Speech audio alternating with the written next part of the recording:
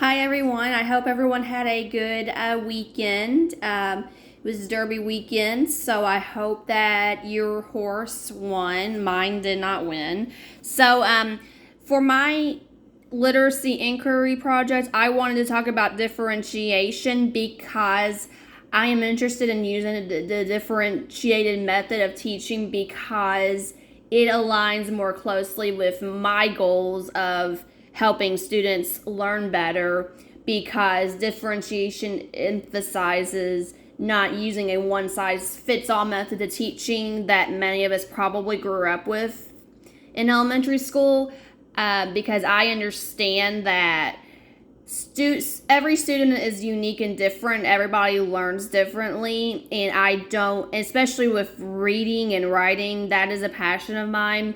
So I definitely want my young students to enjoy reading and writing as much as I do. So the question that I wanted to ask while doing my research was why differentiated instruction is better than one size fits all. So, oops, that's not what I wanted to do.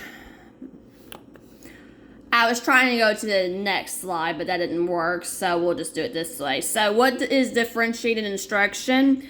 Differentiated instruction is an approach to teaching that incorporates a variety of learning techniques like determine student interest using diagnostic assessment to determine readiness and identifying learning styles and environmental preferences.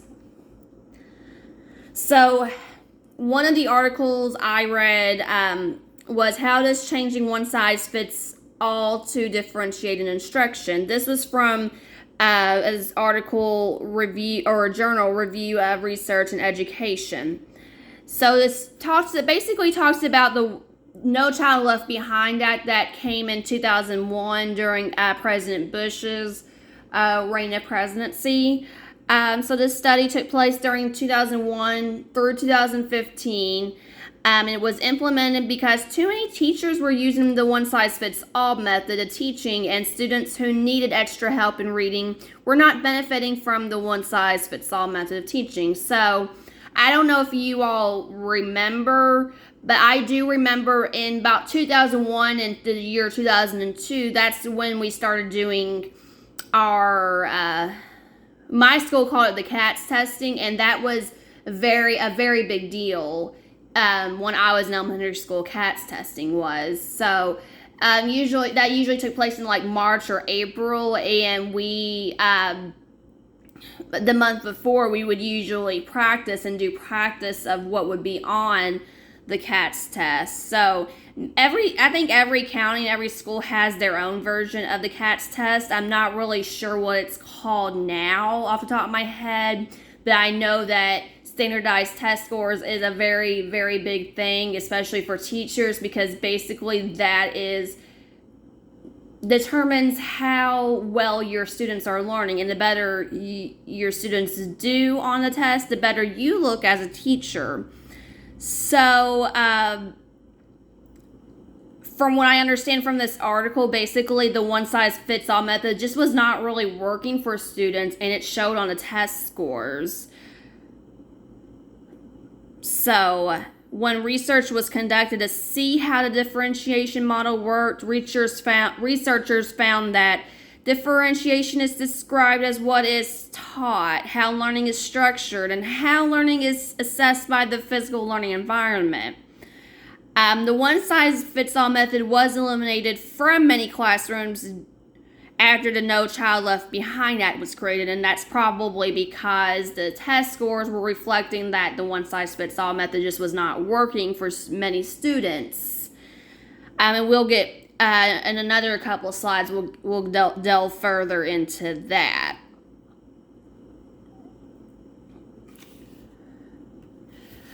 This article, Capturing the Complexity of Differentiated Instruction from Effectiveness and School Improvement Journal. Many teachers aren't prepared for the task because differentiated instruction is so complex.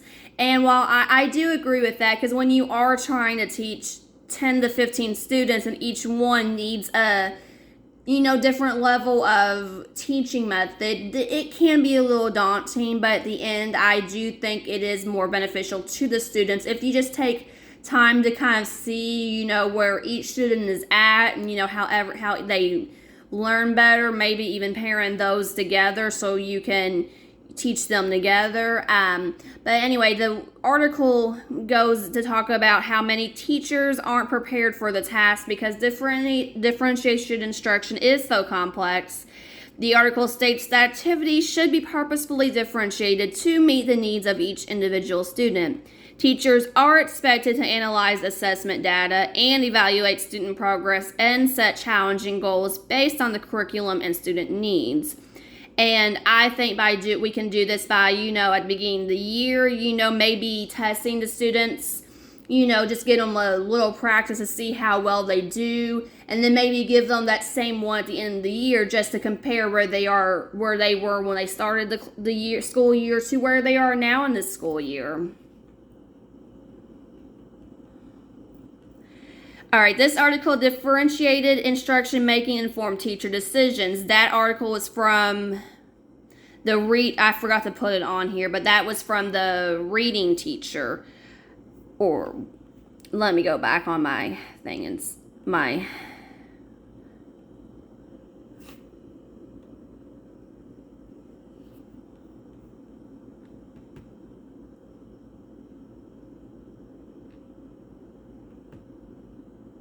Okay, that was from the reading teacher, that article was. So let me go back to my PowerPoint here.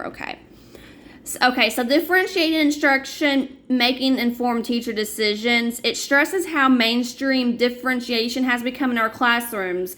And I do agree with that because I did see a lot of my students from last semester when I was doing my observations. I did see a couple of them were being pulled from class to work with a reading coach. So I really do think that is what reading coaches do. They do set aside individually with each student who needs extra help. The article also says differentiated instruction has become especially important in schools where many students aren't achieving the highest level of literacy. And I did mention that a couple of slides ago, back up during the No Child Left Behind Act, when students began taking standardized tests in the springtime, making sure they're ready to take those tests and making sure they get the good levels of reading accuracy.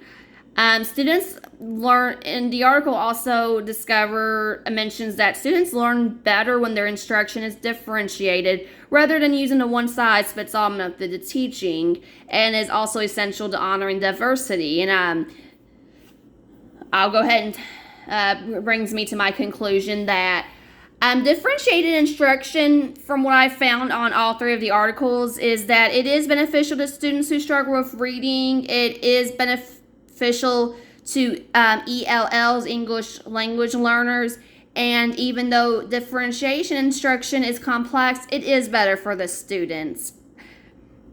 And I am very glad that I got to do research on differentiated instructions, and I do believe that it does answer my question about why it's better than the one-size-fits-all method, because we don't all learn the same way, so it's really silly to think that teaching reading or reading comprehension one particular way is going to work for everybody. It just doesn't work like that. And even though differentiated instruction is more complex, I do think it is worthwhile. So I hope you all enjoyed my presentation, and just want to say good luck. This is our last week of class. I hope you all enjoy the rest of your summer, and if you are like me taking summer classes, well, good luck, and thank you.